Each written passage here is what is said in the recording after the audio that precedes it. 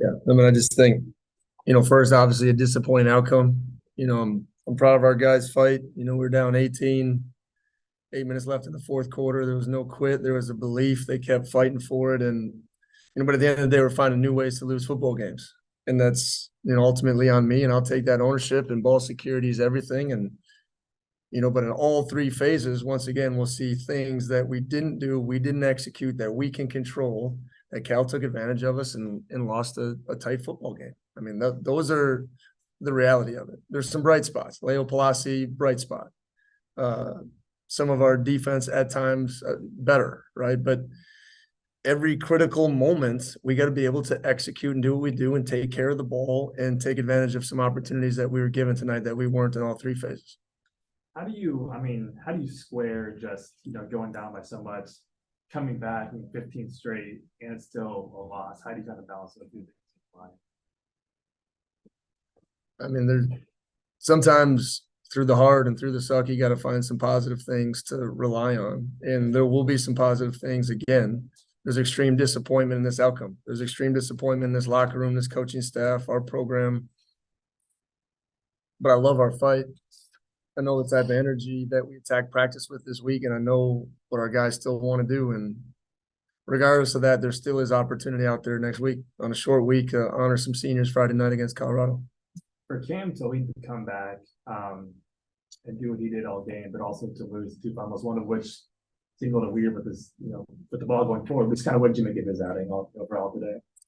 It's hard without seeing the tape. I mean, obviously, you feel like there's a lot of positive things out there, but Cam's got to take care of the ball. And he knows that, and he's the one that possesses the ball the most time for our offense. So you can't turn the ball over and you can't give away free points. I mean, essentially, we've been 100% sneaking the ball on fourth down, to lose the ball, reaching it out. And then, we got to play to the whistle. Regardless of what happens when we think of that ball, we need to secure it. So there was no whistle out there. We got to be better and trained and finish on those plays. So, but to give them 14 points in a tight football game on the road isn't going to be a recipe to win a game. On the fumble where the ball still went forward some 10, 50 yards, what were you told as far as They just said open hand. They said it was confirmed open hand, and they said it was clear. So I haven't seen the TV copy of anything, but that's what they said. What do you think your defense overall today?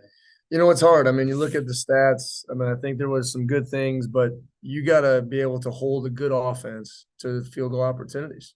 Even the sudden change, we go for on sudden change, and regardless of the situation and circumstance, you got to be able to bow up late in the red zone, and that's what we weren't able to do. I mean, yardage and different things that you look at seems okay, but at the end of the day, it's still 49 points. However, it happened, and if you get put in a short field, we got to find a way to get a stop and get them in field goal opportunities. So critical red zone, the big popped run was the one after I thought really coming out of halftime and shoring up some things. Coming into this game the last 3 weeks, they only ran 12 personnel, I think, like 15 times. They ran it every play this week, right? So we had to adjust on the fly. I liked our halftime adjustments. But once again, that big run kind of crushed us, and red zone defense wasn't there. Yeah. I mean, to you, was it more odd just kind of being great on the ground, or how much of that was on kind of you guys? Well, a little bit on the big run. I got to see it. I think they, it was a pressure, so we didn't get our mic back far enough off the back, and I thought they did a good job of scheming some things up. And then he's as good of a back as there is in this league, so a lot of it is him too. I thought for the most part we tackled him, efficiently well. There's a couple of times he popped out, and that's what good backs are going to do. But you can't have explosive run plays. No saw in this one. You told us he practiced on Wednesday. I'm honest, and this wasn't a deceptive thing. This wasn't. I know it probably looks like that, but Friday in our run through, he collides with Hicks and can't go. So that's what happened, and we move forward.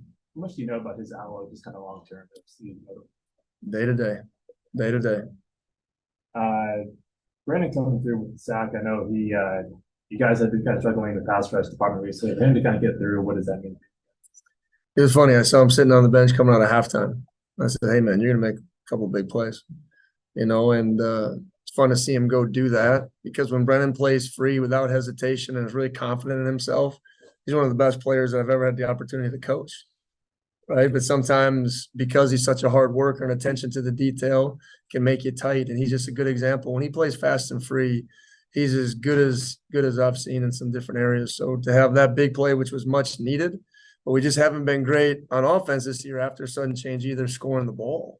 I think we're over as we come into the season. So we got to take advantage of those things and, field goal opportunities. And, obviously late, that's tough on Dean. This team supports him. We don't blame anybody for losing games. There's plenty in all three phases that we got to look to be better at. For you guys to go from allowing 10 points one week to 42 the next week, one, like, how do you explain that? And two, like, if this continues, do you see any need for a change in, personnel or, staff or anything like that? Well, I think we always look at who's needed to be the best, person out there. I think the stats say, they had 300 some yards of offense, right? So it's situation with circumstance. And like I said, it comes back to red zone defense, right? When bad situations happen, you got to bow up and finish. And I think that's all of it. And I'll take that on me.